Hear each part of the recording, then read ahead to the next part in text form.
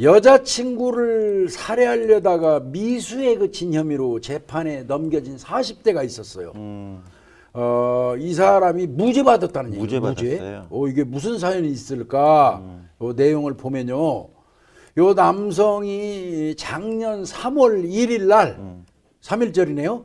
03시경에 네. 제주시 주거지에서 자기하고 함께 사는 여자친구, 동거녀죠, 그러니까 네, 동거녀 네, 여성을 여러 차례 흉기로 찔러서 살해를 하려다가 미수에 그친 혐의로 기소됐어요. 네, 네. 그러니까 살아 있는 거고 이제 피해자가 명확하게 있는 거죠. 네.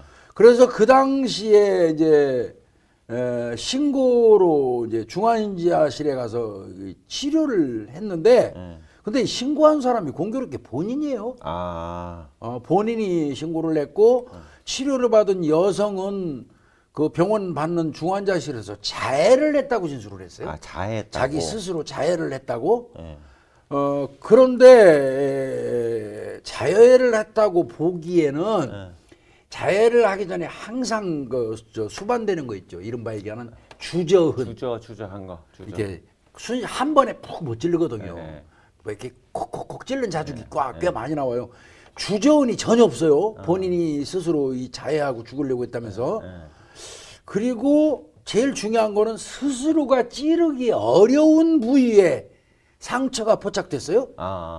자기 스스로는 뭐 이렇게 못 찌르잖아요. 이럴 때면. 못하죠. 근데 이거는 좀 이상하지 않습니까? 그러니까 의료진이 봐도 야 이건 주저흔도 없고 그냥 들어간 거죠. 지 본인이 스스로 찌르기에는 가능하지 않은 손이 닿지 않는 장소에 있는 네. 그 칼 상처인데 이거를 자해했다고 얘기하는 거 이거 뭔가 이상하다. 네. 이거는 다른 사람이 찌른 걸로 보인다. 이러면서 경찰이 신고를 했어요. 병원에서. 네. 병원에서 신고를 했어요. 그러니까 그 신고를 받은 수사기관이 의료진의 소견과 그다음에 이제 휴대전화 포렌식을 한 모양입니다. 어떤 감정이 있었고 뭐 다툼이 있었는지 갈등이 있었는지 네. 포렌식을 한 결과 등등을 취합을 해서 이 남자를 구속 기소했어요. 구속한 이거는 자해한 게 아니라 여자를 이 신고한 남성이 찌른 거다. 동거남이 이렇게 본 겁니다. 그런데 1심 재판부는 피해자가 수사 과정과 법정에서 일관되게 자해라고 진술을 했고 제가 찔렀습니다. 스스로. 네. 그리고 묘사가 풍부하고 구체적이다 라면서 또 다이어트 약 과다 복용으로 자해할 만한 사정이 있었던 점. 환각이 보였구나. 환각이. 네.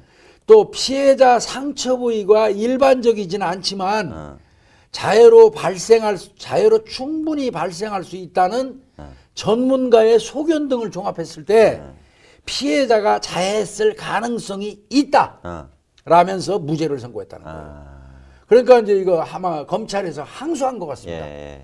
그래서 항소심이 열렸는데 항소심 재판부도 역시 피해자가 자해했다고 일관되게 진술하고 흉기 손잡이에 피고인의 DNA는 검출되지 않은 점 등을 비추어서 공소 사실이 합리적 의심 없이 증명됐다고 보기 어렵다면서 원심 선고가 정당하다. 즉 말하면 무죄다. 이게 이제 광주 고등법원 제주 형사 1부에서 판결 내린 거예요. 네. 그래서 결국은 항소심도 무죄가 난 거예요. 그럼 확실히 얘기하자면 자해다.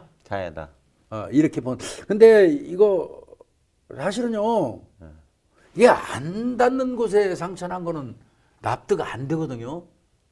근데 이제 유연성 있는 경우는 교수님 가끔 그럴까? 엄청나게 유연성이 있으면 가능할까? 그러면 그 유연도도 또 조사를 해봐야겠네. 그렇죠, 그걸 하더라고요. 특히 남성은 상관없는데 여성은 유연성이 그러니까 있는 경우가 자해로 충분히 발생할 수 있다는 전문가의 소견이 있다고 그랬거든요. 그러면 뭐 그런 걸 수도. 저는 안 돼. 나는 우리 죽었다 깨어난 죽어도 안 돼. 50개 나가고 여기밖에 안 되니까. 글쎄. 근데 유연한 분은 있더라고요, 이게. 그래서 아마 이 남성분은 무죄 떨어졌어요. 이 무죄가 났습니다. 뭐 이런 경우도 있어요. 그러니까 뭐 이 유죄를 확정짓는 근거는요.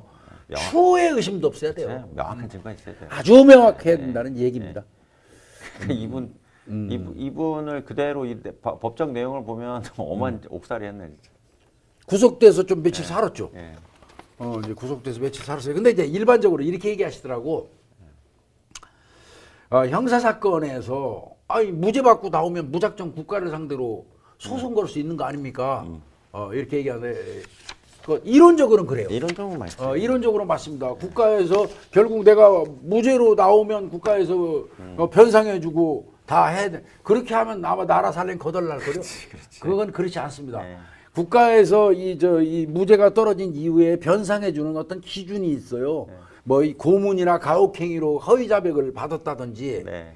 아니면 뭐 이게 명확하게 누가 봐도 범인이라고 특정할 만한 여러 가지 단서, 네, 근거가 있는 상태에서 기소를 했다면 그 부분과 관련해서 말을 못하죠. 그렇죠. 그러니까 쉽게 얘기해서 의심할 만한 행동한 것도 문제가 되는 거예요.